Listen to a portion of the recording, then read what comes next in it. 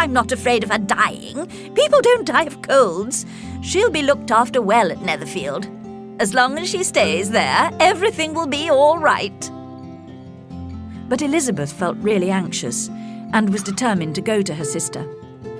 As the carriage was not available and she was not keen on riding, she decided to walk the 5 kilometres to Netherfield. Kitty and Lydia accompanied her as far as Meryton, where they went to visit one of the officers' wives.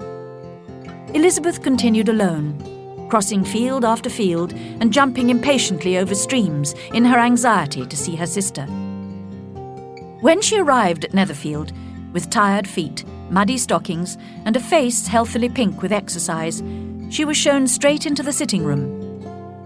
The 2 sisters, Miss Bingley and Mrs. Hurst, could hardly believe that she had come so far alone and on foot in such bad weather, but they received her politely.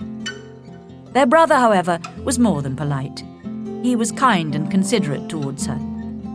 Mr. Darcy said very little, hesitating between admiration of her healthy good looks and doubt whether she should have come such a distance alone. Mr. Hurst said nothing at all, as he was thinking only of his breakfast.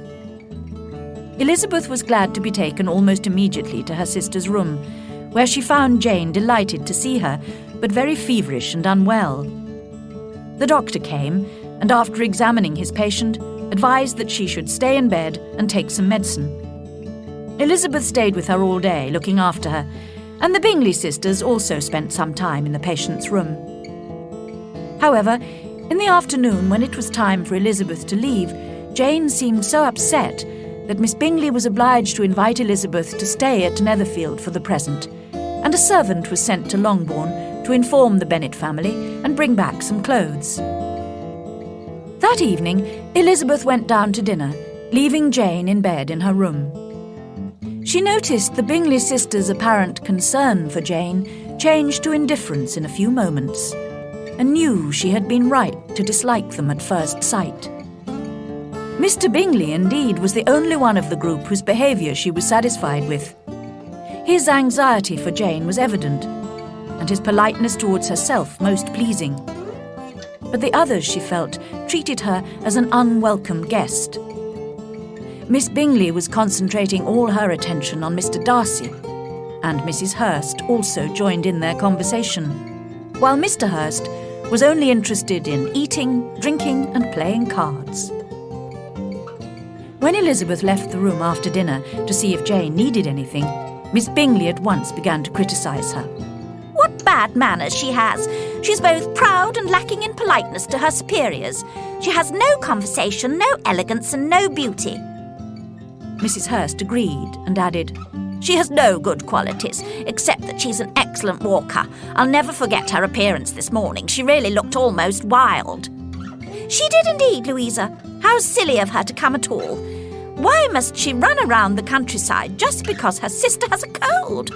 Her hair looked so untidy, and her dress simply covered in mud." "I must say," said Bingley, "I didn't notice any of that. I thought she looked remarkably attractive when she arrived this morning." "You observed her wild appearance, I'm sure, Mr. Darcy," said Miss Bingley. "And I imagine you wouldn't wish your sister to make such a show of herself." "Certainly not." "Walking 4 or 5 kilometres, whatever it was, up to her ankles in mud, and alone, quite alone. It seems to me to show a dreadful sort of independence, a country girl's indifference to what is acceptable." "I think it shows a very pleasing affection for her sister," said Bingley. "I'm afraid, Mr. Darcy," whispered Miss Bingley, "that this adventure has rather lessened your admiration of her fine eyes." "Not at all," he replied. "They were brightened by the exercise."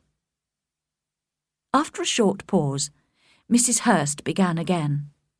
"I have a great liking for Jane Bennet. She is really a very sweet girl, and I wish with all my heart she were well married. But with such a father and mother, and with such vulgar relations, I'm afraid there's no chance of it."